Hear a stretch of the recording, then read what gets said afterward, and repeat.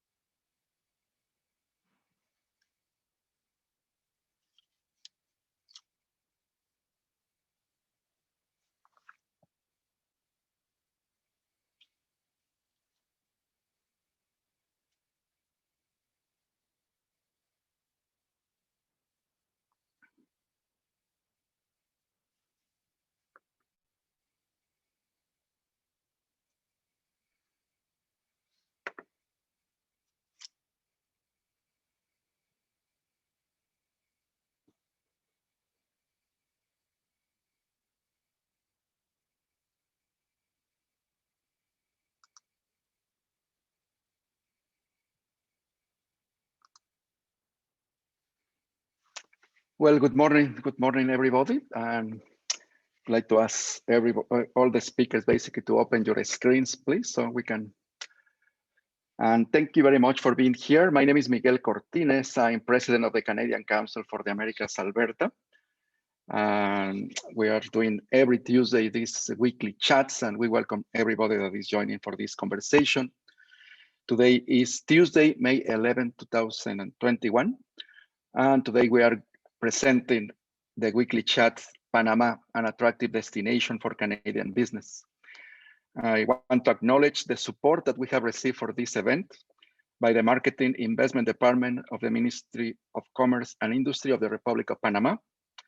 And our big thanks to Mr. Hardy Buller and his team, and to Jean Bernard Dijon, that they help us a lot for this.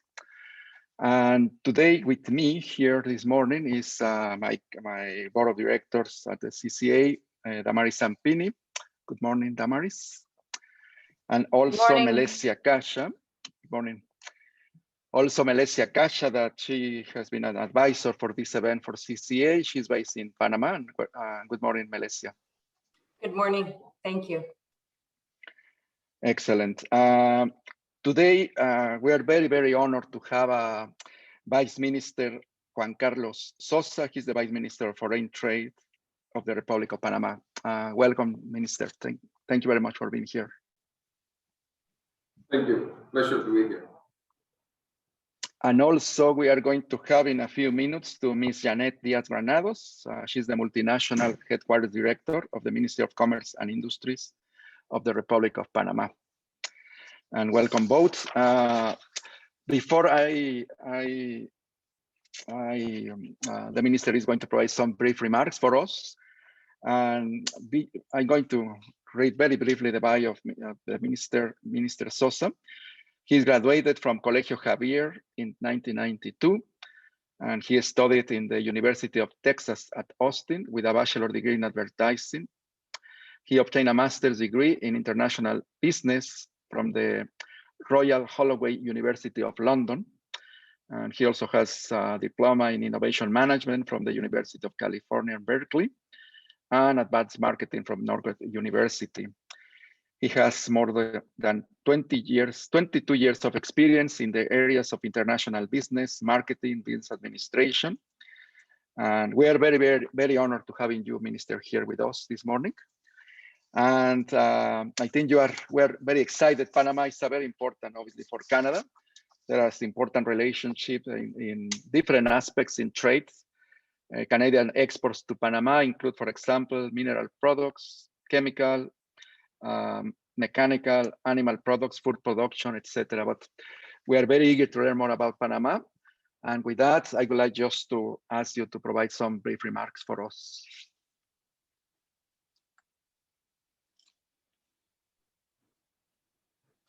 Thank you, Miguel. Well, good morning, everybody. Mr. Miguel Cortines, President and Executive Director of the Canadian Council for the Americas, Alberta, Canada. This is Damari Zampini, board member. Mrs. Malaysia Kasha, advisor. Distinguished businessman of the province of Alberta, Canada, and to the staff of the Ministry of Trade and Industry of Panama, ladies and gentlemen. It is my honor to talk to such a distinguished audience about the Republic of Panama as not just as a beautiful place it is, but as a place to do business. When thinking about Panama as an investment destination, one has to think beyond a small piece of land of 4 million inhabitants, but as the epicenter of a whole hemisphere linking both the North and South America as a gateway to Latin America, which is a region of over 600 million people.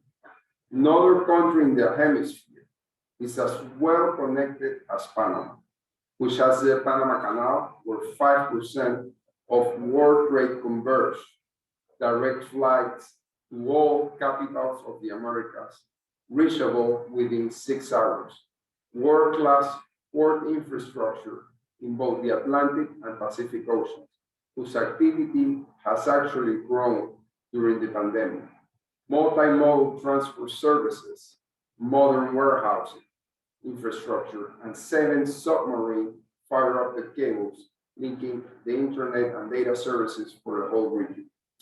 Besides all this logistics and technological infrastructure that places Panama as a logistics hub, the Panamanian government has also complemented its natural competitive advantages with attractive special regimes for investment, including special incentives for multinational companies, film production, and tourism.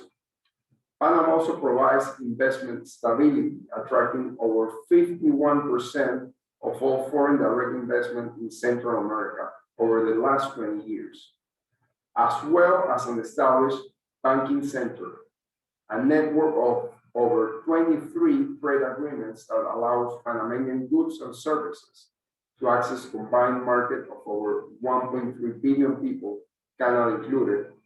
And Panama City is also a great place for expats to settle, providing world-class housing, facilities, and services, warm weather all year round, and is among the safest cities in Latin America.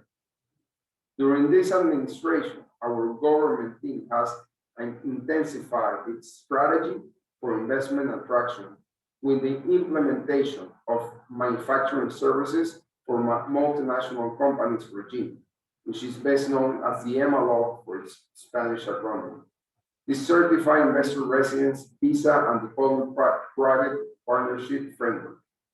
These and many other initiatives emphasize our administration's vision of acting as a facilitator for good investments and increase the trust of Panama as a safe and convenient place to do good business. Thank you very much for your time and welcome to Panama. Thank you very much, Minister. And yeah, we're very excited to connect more Canadian companies to go for Panama, of course. And we have also with us today Ms. Janet Diaz Granados, that she's going to provide a presentation about the opportunities for Canadian companies in Panama. Ms. Granados has a bachelor's degree in Tourism Business Administration from the Santa Maria La Antigua University of Panama, and a diploma in Senior Management and Leadership. She worked for 15 years at the Rodman Naval Base, where she was in charge of the Department of Transportation for the United States Navy. She was commercial manager of Delta Airlines in Panama. a company that she worked for more than 22 years with Delta Airlines. She was in charge of opening the commercial operations of Delta Airlines in Nicaragua, and also several projects in El Salvador and the Dominican Republic. She was part of the board of directors of the Association of Airlines of Panama and board of directors of the Visit US Committee for the commercial section of the United States Embassy. And welcome, Janet, and we are very glad to having you here. And I just before remind everybody that we want to have this conversation very interactive. So please feel free to ask your questions using the Q&A. For the minister is going to be here with us, and also Janet is going to be able to answer your question then. And the screen is yours, Janet. Well, good morning, and thank you so much, Miguel, for having us. And it's wonderful to be participating and be promoting Panama, which is open for business for Canada. So I would like to start by providing a brief explanation of Panama, where we are at. I'll provide some statistics, what is our role in world commerce, and explain also our special regimes that we manage.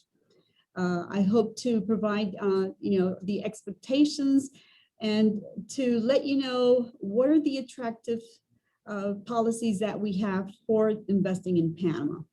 So to start, Panama is a very small country. It is a very narrow country, and we're bordered by Costa Rica to the west. We have Colombia to the southeast. Up in the north, we border with the Caribbean Sea, and in the south, we border with the Pacific Ocean. So we're a land bridge, and we connect both North and South America. Our territory expands 29,157 miles. We have 800 miles of Atlantic coast, and we have about 1,106 coast in the Pacific. So our geography has always played an important role both in our history as well as our culture. So we can probably describe Panama as being geographically in Central America. Nevertheless, we have great ties to South America because of our history. We were once part of Colombia, but we also have great spirits and we are very Caribbean-like culture, being very warm and welcoming to investment. So Panama is a young country. We proclaimed ourselves as a republic in 1903, and we immediately started attracting foreign investment, and probably one of the major accomplishments was the Panama Canal. However, Panama back in history, and we could go back as far as the colonial times and the Spanish exploration and conquest times, from Peru, we saw that gold would be shipped to the Pacific coast of Panama, walked through 30 kilometers inland to reach the Atlantic side, and from there the Spaniard vessels would ship it to Spain. So we have not changed much throughout history, of course, being a trade center, a place of connectivity, and a place where we can ease and facilitate trade. Some quick data of interest is our population. We have a population of 4.1 million. We use the US dollar. Panama's GDP is projected to trend about 67 million for this year. Our employment rate right now is at 10%, our inflation rate at 1.5%, and we're an economy based on service, okay? And in accordance to the World Bank, Panama will grow 9.9% this year, leading the growth in the Central American region. So how do we see ourselves and what is our role in world commerce? I think I love statistics because they could really prove what you talk. And during the pandemic, the numbers give a clear picture of Panama's role.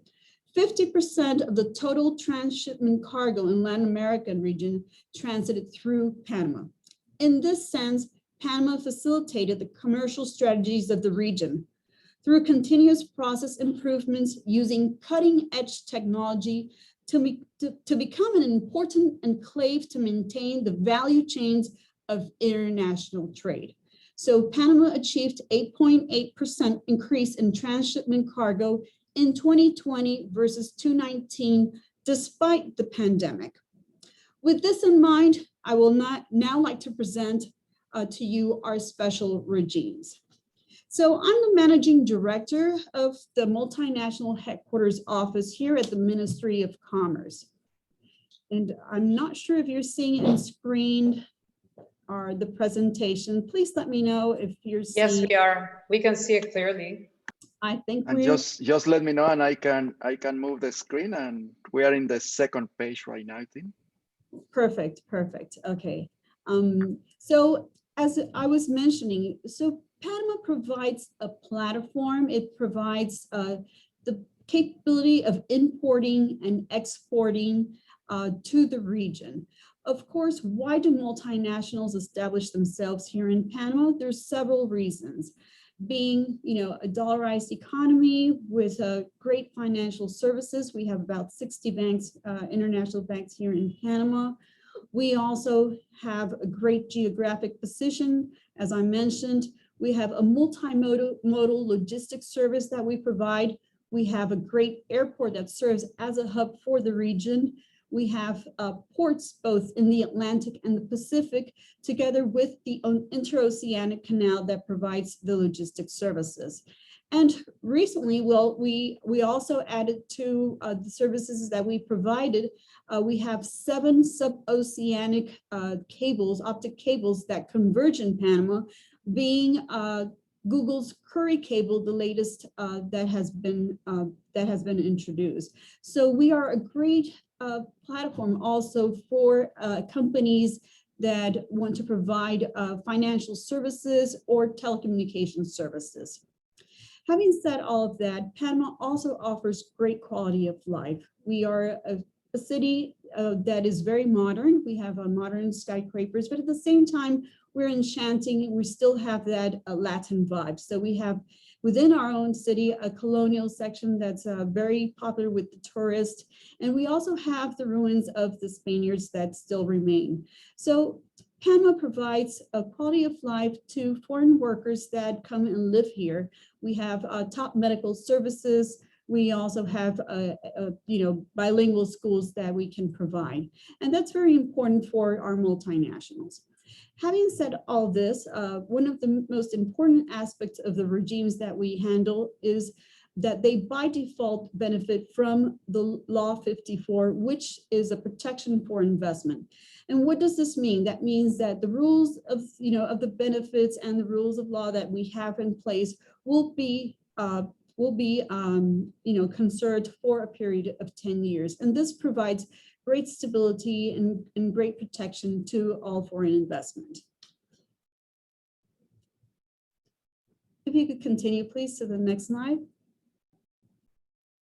So I think I already covered this, but Panama is a platform for international and interregional trade and global trade.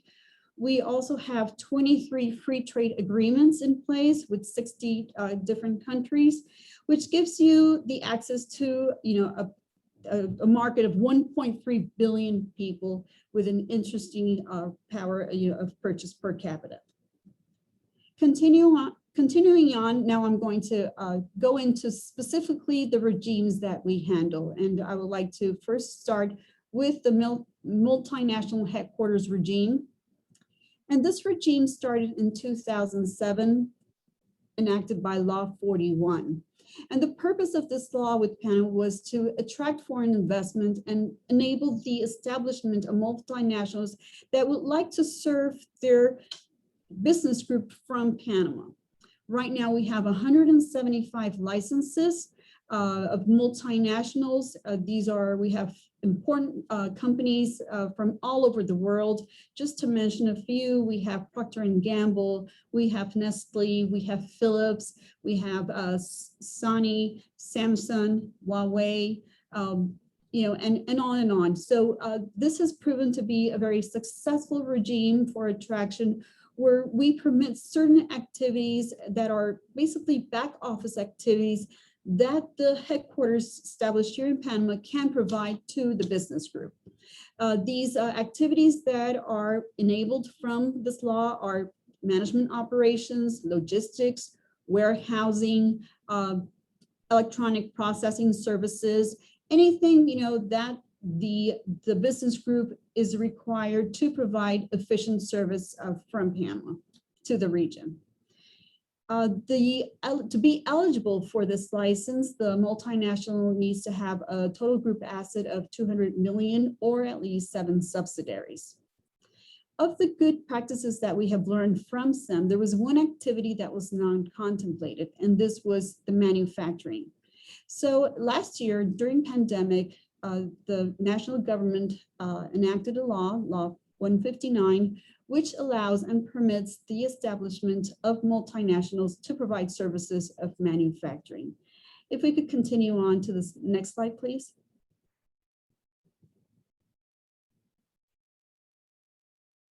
Well, continuing on, well, yes, thank you. So the regime is known as, if we could go back to the previous slide, appreciate it. So the manufacturing services for multinationals, better known in Spanish as EMA, is the new regime that's provide multinational the capability of doing manufacturing activities in Panama.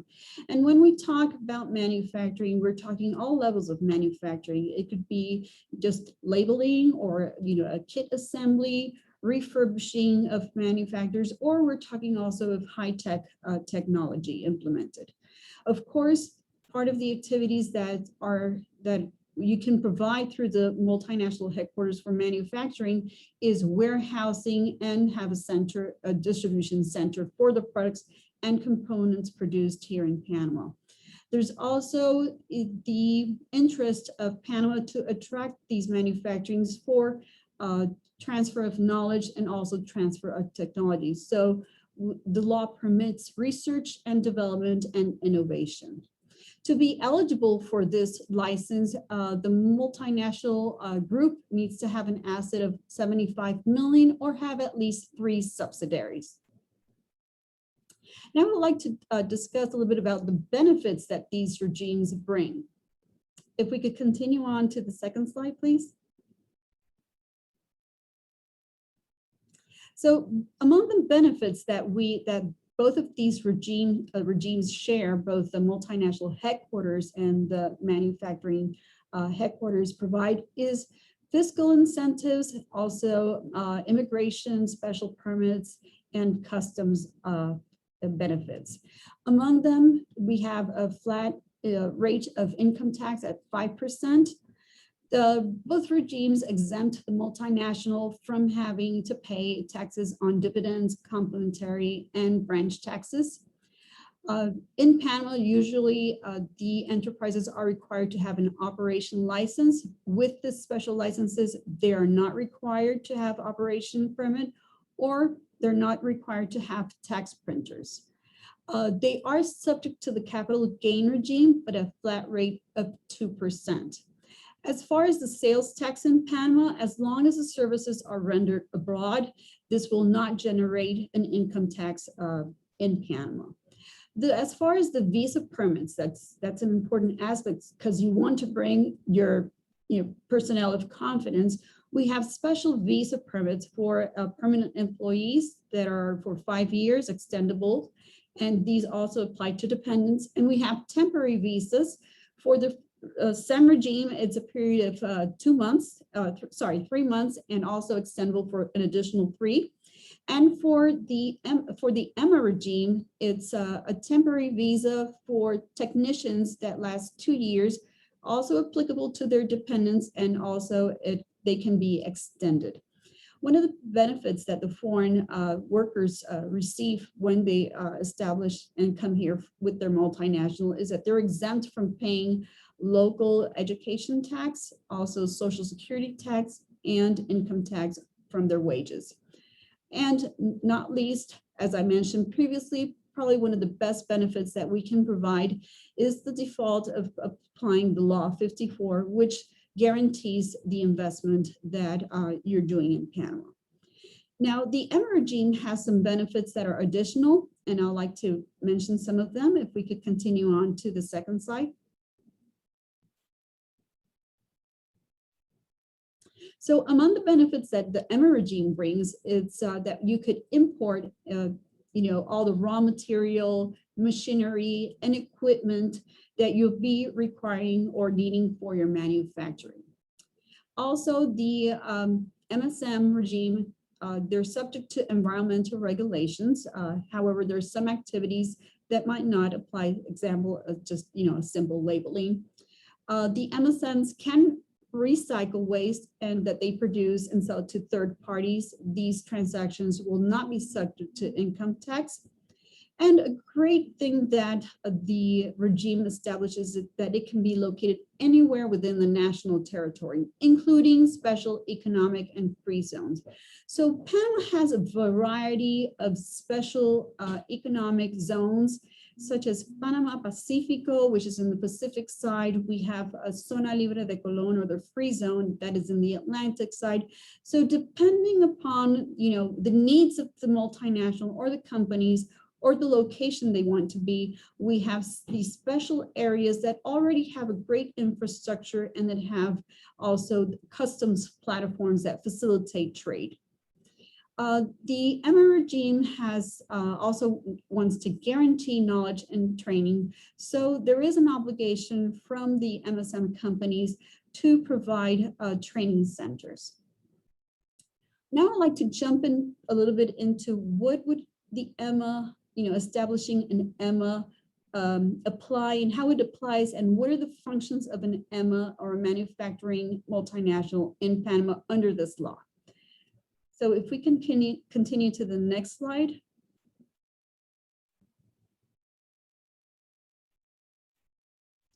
Sorry, before we jump into this, I just want to mention that both licenses, the multinational headquarter license and the MSM license, are compatible. What does this mean? This means that you could have both licenses, or if you already have a multinational headquarters license, there is a fast track to become, a multinational providing services of manufacturing. This fast track enables the reinvestment through the same legal entity. So it's important to know that these are compatible and that multinationals can have both licenses. Okay, and now we go into the different mechanisms of the EMA. If we could continue on to the next slide. Okay, great. So I want to provide the different business models that we contemplate that we can apply with the law. And in this slide, we have a diagram of how the manufacturing services would apply here in Panama. And remember, at the beginning of my intervention, I mentioned that Panama is a service economy. So under that concept, the EMA, which is the manufacturing company established here in Panama, will be able to do three major activities. These activities are manufacturing at all different levels, remanufacturing, assembly, conditioning, packaging. It could also do logistics. So we contemplate the product deployment, distribution center, and warehousing. And remember that it also can do a component of research and development. So innovation is part of the activities that it can provide. It can provide this to the whole business group, the parent company, or any of its subsidiaries, where the EMA will execute under mandate of the business group and will be charging for its services. So that's the main concept of the EMA law. In the next slide, if we could continue on case number 2, we're going to provide the scenario of how an EMA, using an EMA and establishing an EMA in Panama, a business group can export throughout the world. So in this diagram, we have established an EMA here in Panama that under the mandate of the parent company or any of its subsidiaries can execute any of the 3 activities that I have mentioned, okay? So it could produce a product here in Panama, send it out to abroad to a company that the parent company or any of the subsidiaries already made, the invoice or the sale of the product. It's important to contemplate that any of the treaties can be applied under this scenario. And we might be able to see the viability of a Panama origin certificate if you're using local raw materials. So there is a capability of exporting through the EMA regime. And in the next scenario that I'm going to provide, we're going to also show you how not only can you export, but you can also have access to the local market. In this scenario, it is important that the business group contemplates and establish a trading company. Remember, the EMA only can provide services. It does not do direct trading. So it's the parent company or any of the subsidiaries that's going to sell the product that the EMA produces, and it's going to do the invoicing. Under this concept, then, the trading company would be the one that's going to pay the taxes to introduce the product to the local territory. So under these three scenarios, this is the way we contemplate how the EMA would function for our new regime. However, we can always have a different business case, and our secretariat, technical secretariat, would be evaluating the possibility of new schemes of possible trade. So with this, I terminate my presentation, and we can continue on then with some questions. And I hope that if I didn't provide any additional information, you could contact me, and we'll be glad to assist. Excellent. Oh, go ahead, please begin. Thank you, and thank you very much, Janet. And with that, I'm going to pass the screen to Damaris, and just to coordinate our Q&A. And just to remember, everybody, please send your questions in the Q&A, and we'd like to, and Damaris, the screen is Hi, yours. everybody. Welcome, everybody. And excellent presentation, Janet and Vice Minister. This was awesome. From personal experience, I can say I really, first of all, I'm very glad that we're able to have this meeting, you know, as a board member of CCA. I am always interested to strengthen some of these relationships. I had the pleasure of being in Panama last year, and I have to say the Ministerio was excellent in really facilitating all our meetings that we had. Melissa and I have collaborated on bringing a couple of different Canadian companies into Panama, and are continuing to work in this respect. So I'm very grateful to have all of you here. I'm also very happy to see some folks in the audience that I think could really benefit from this, including my dear friend, Mr. Purdy, who I hope has some good questions, and others. So on that note, I'm going to kick off the first question. And then I'm actually going to pass it over to Melissa to introduce herself, because she's my strategic partner that has K2 in Panama, also a Canadian, and so she can make her introduction. So so see how we can all collaborate to strengthen these relationships and build businesses across both countries. So I have a question that I'm going to kick off, which is, given the world economies and all the changes that have happened, even since I was there, it was actually the last time I actually shook somebody's hand without having to do the elbow. And towards the end of my stay, everybody was doing the elbow. So that's exactly when the world was changing. So my question is, what are some of the key economic sectors that Panama is looking to strengthen and further develop in Panama, where perhaps Canadian companies can look at collaborating or bringing some of their products or services or companies into Panama in order to restart the economy, I guess, post-COVID? Damaris, I can answer that question.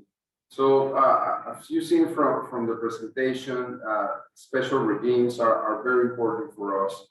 And as we learn about the advantages of EMA, or the manufacturing headquarters regime, we're very focused right now on manufacturing, especially nearshoring. Now that, for example, the United States has signed an executive order for supply chains, we see a great opportunity of attracting manufacturing for North America, either from the US or from Canada to Panama, basically moving manufacturing from Asia to the Americas. That we see as a great opportunity, nearshoring. also the attraction of film production. I know Canada is very strong as well in film production. We recently improved our incentive law to attract foreign production.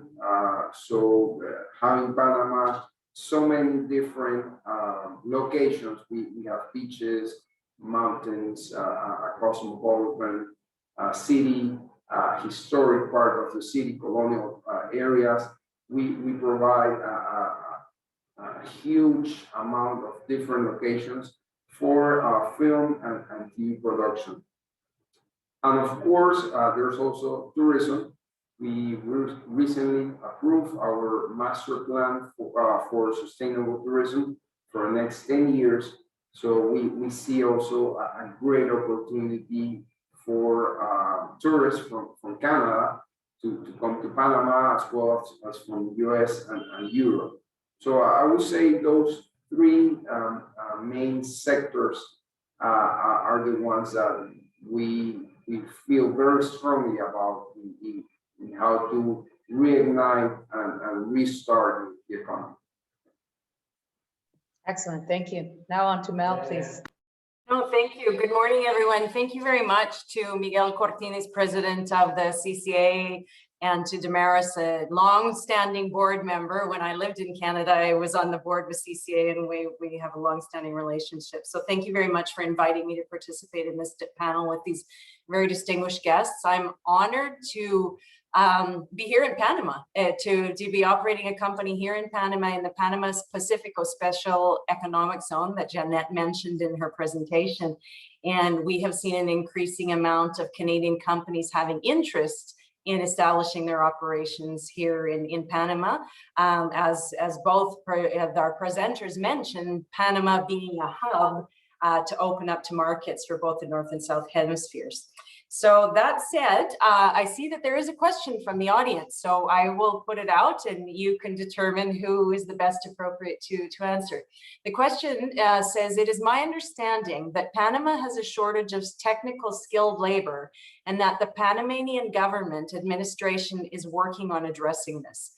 What opportunities are there for an experienced Canadian technical vocational institute to partner with a Panamanian institution to build local capacity, such as the Instituto Técnico Superior Especializado? That's a question from our audience. So. I can take that question. That's actually a very good question. As Janet presented in her presentation about EMA, the law contemplates a strong component for training, either for companies to have their own training center where they can train Panamanian labor, or reach agreements like with INADE, which you mentioned, or with private or public universities where they can create custom-made programs to certificate or to train this Panamanian labor.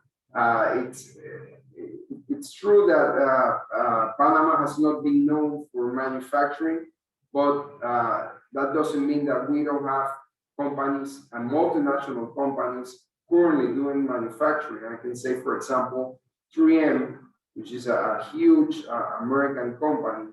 They are in Panama Pacifico right now, and they have a very impressive manufacturing operation with probably 90 to 95% Panamanian labor, which they train.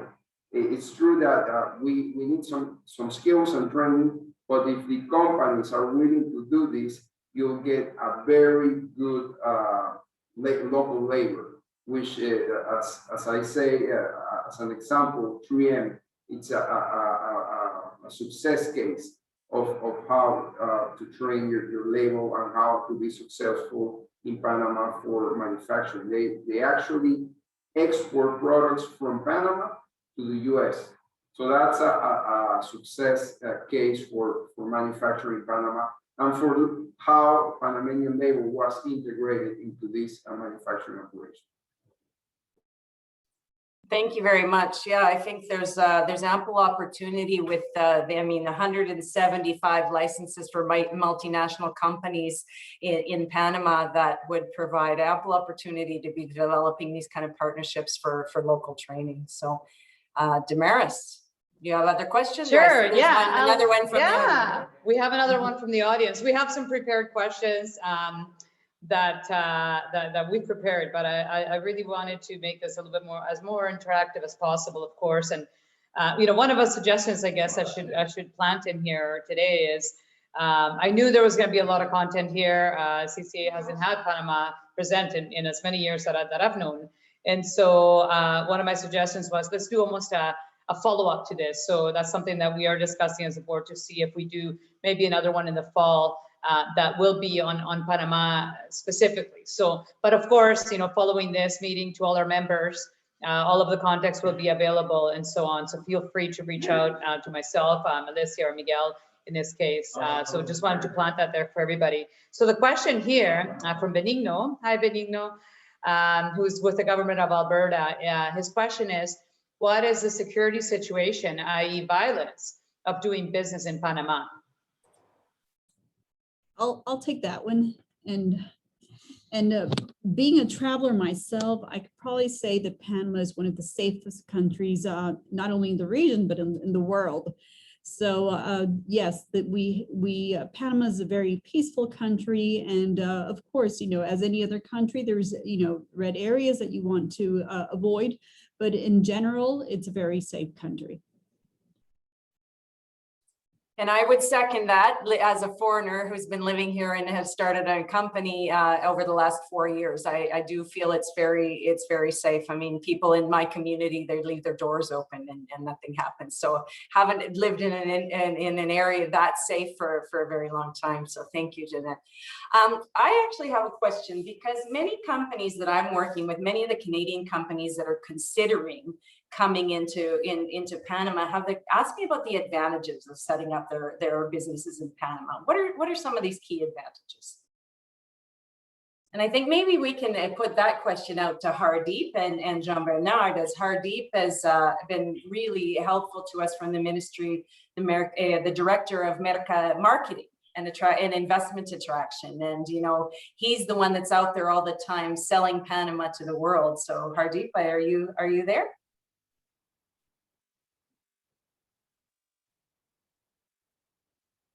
Maybe not.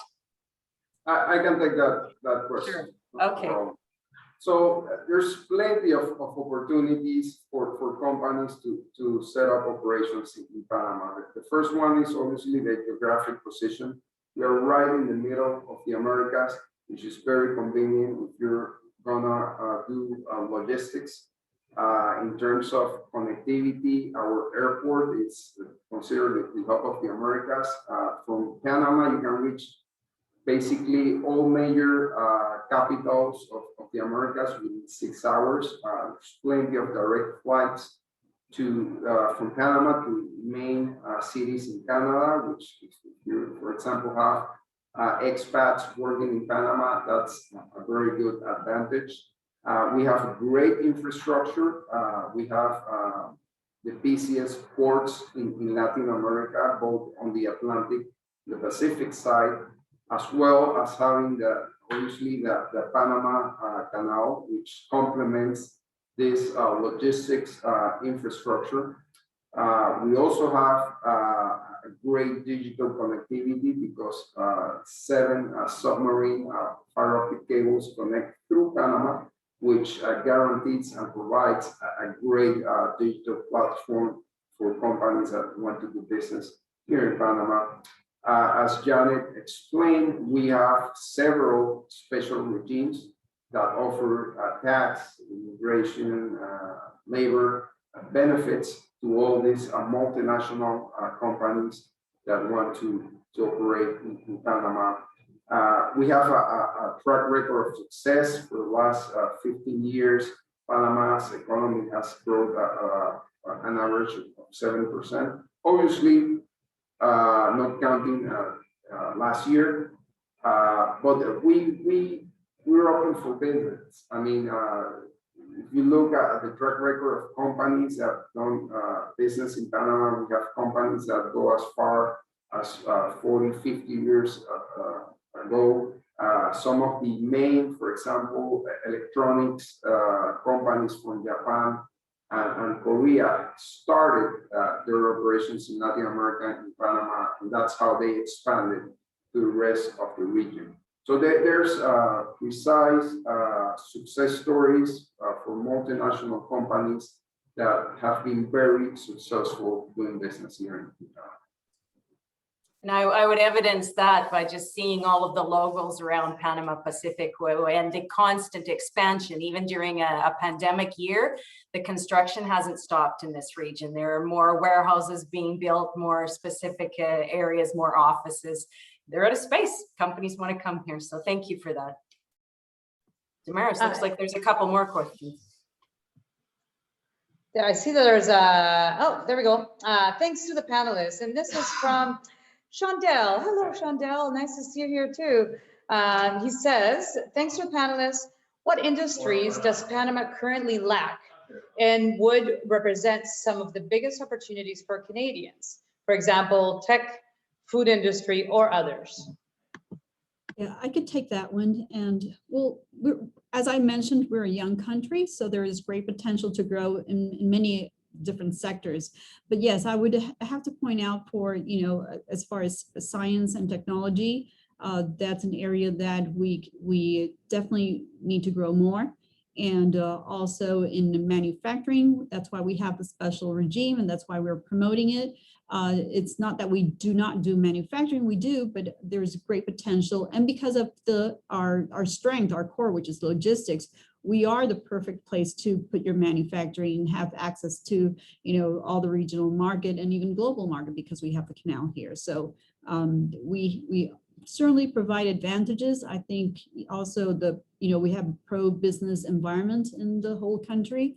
We are in, as far as size goes, we are small. So, you have friendly government people that want to cooperate, that want to facilitate trade. So I think all that combined allows, companies to come here and really have a good experience. Yeah, and if I can augment that, for sure. I mean, if anybody's been to Panama and seen the canal and really learning the sheer level of activity that goes through that canal, if you have, the manufacturing to me makes complete sense there, given the amount of traffic that goes through the canal and the just availability of having all the materials necessary that you can source from anywhere on the planet quite quickly, as opposed to being in other parts of the world whereby, it's going to have to go through the canal first before it gets to you. So adding to that, I think is really important on the manufacturing piece.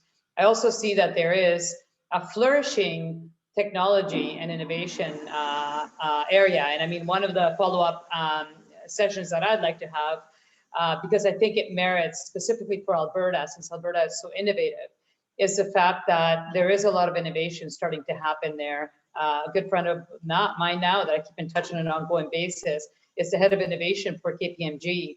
And there's a lot happening in there where they're bringing even other Latin American countries together into Panama to really collaborate. And so they are seeking to, to collaborate with countries like Canada, for example. And I'm not sure if Ross is also here, but of course our Canadian Trade Commissioner service and embassy down there is also quite helpful in strengthening the relationships and really facilitating Canadian companies doing business in Panama. So just wanted to add a little bit on that. And I think those are all great points, Damaris, and that's a great segue into one of the other questions.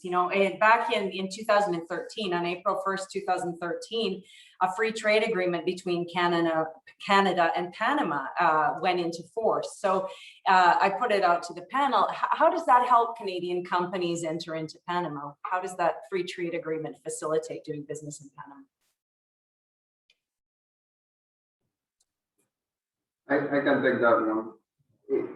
Yeah, basically, right now, our exports, to be quite honest, could be a lot better to Canada. It's something that, as an administration, we're working on. The trade imbalance right now, it's obviously in favor of Canada, but Canada has also taking advantage of this trade agreement, because Canada has exported to Panama around 24 million, and Panama has exported around 2 million.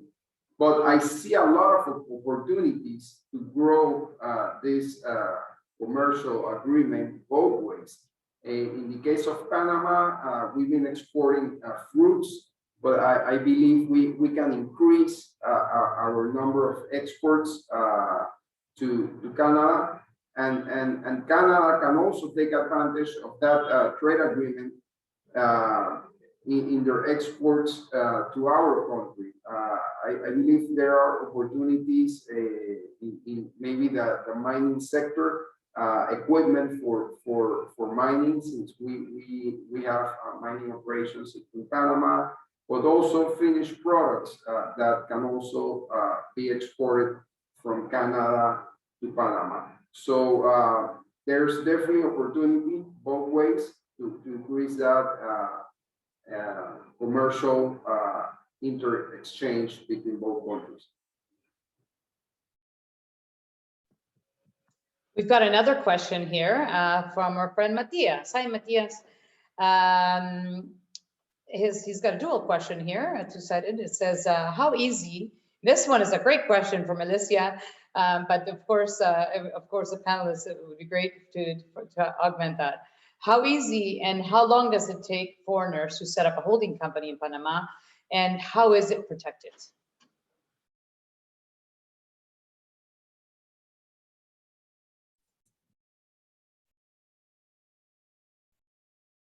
Go ahead, Jeanette, please. Yeah, I can add something at the end. Yes, as far as the multinational headquarters regimes, we have a one-shop office, so it's very easy to apply for the license. Everything is done through our office, and we not only manage, getting the approval of the license, but we also work, all the visa permits and all the, the customs forms as far as exonerating the foreign workers for, being tax exempt from, their household goods or vehicles coming into the country. So it's a very easy process. Usually you do it through a law firm, but if we receive all the documents in a proper time, it probably takes about 30 to 40 days to complete the whole process. So the concept of the special regime is that itself, to facilitate the establishment of the multinationals here in Panama. So it's a pretty much easy process. And just to add to that, and thank you very much, the initial establishment of a company in Panama is a relatively straightforward process with a number of law firms, a number of reputable local and international law firms that are operating here that can be done by foreigners. It's no longer than a 2-week process to be setting up an initial company. And as Jeanette alluded to in her presentation with regard to the investment stability law 54 is a very strong piece of legislation here that gives foreigners comfort with regard to setting up their operations and their companies here in the country. So I hope that answers your question, Matias. And also to add to that, it's like any type of setting up in any new country, it's always very important to have somebody on the ground that understands that. Of course, you can go directly to the government. In this case, it sounds like a very seamless approach. But then you have the peripheral services, right? So your banking, any other additional legal aspects that you may want to look into. I think that's where services that are out there can augment and help with that. For example, Malaysia has been a very key instrumental piece of that with some Canadian companies, for example. So I just wanted to plug that in there because I think it's important, and there are those folks that are available again through the CCA also. And so I have one last question because I see we've only got about 5 minutes left. And that last question is, what are some of the challenges that companies have typically seen in setting up in Panama? What are some general nuances that you've seen that people should be aware of? And I could take that one. And I think probably the challenges again is, detecting your local talent. And I want to basically, do my efforts in changing that paradigm. I think it's not that we do not have the talents or that we don't have the people here in Panama that are skillful. I think it's more of identifying. And in that sense, I think we need to do a better job of identifying and supporting, the companies when they need help in getting local talent. So I would think that that's something that we need to work on. It's everything that has to do with, education, training, and identifying those, those skills and talents that I know we do have, but have not been identified. Excellent. Miguel, do we have room for one more question or are we wrapping up? I want to be respectful. The audience is pretty quiet today. I haven't, any more questions from the audience? I don't see more questions, but I have a question. So how the pandemic has affected the economy in Panama and the innovation and technology, how all these new digital economy is accelerating in Panama, in particular, the way of doing business in the business sector, but also in the regular people, right? How the economy is coming back. Oh, yeah, definitely the lockdowns hurt the economy like everywhere else in the world. But being a dynamic and small economy, we think or we forecast that the economy will this year will grow around 9%. So it's a very nice comeback in regards to economic growth for this year. And you mentioned the digital and technology, how it was affected by the pandemic. Well, it's basically when you have tough situations, some of the projects that the government has or had have been taken into account in a faster way. For example, that digitalization of processes, government processes. We probably digitalized more processes last year than we did the previous 10 years because nobody could get out of the house. So the government had to digitalize many of these processes. For example, there's the funds that we provided to people that were laid off were through a digital wallet, and this digital wallet was the personal ID of people. So we actually won an award by the United Nations on being creative during the pandemic, and this program was very innovative because within a month we provided these funds through the personal ID, basically to be a driver's license, and you will get the funds in this ID, and with this ID you can go to the supermarkets and buy groceries, medicines, and so on. So that was something that we were very proud of, and just how we digitalized many of the processes that for the last 10 years were basically all manual. Oh, that's excellent. That's excellent. Yeah. If I might just Well, add a comment to that, definitely an awakening for Panama. And as the Vice Minister mentioned, I think it's more than 500 different processes that have been automated during the pandemic. So it's a great moving forward for the government, and that will also facilitate the private sector, having all these automated processes as far as the government goes.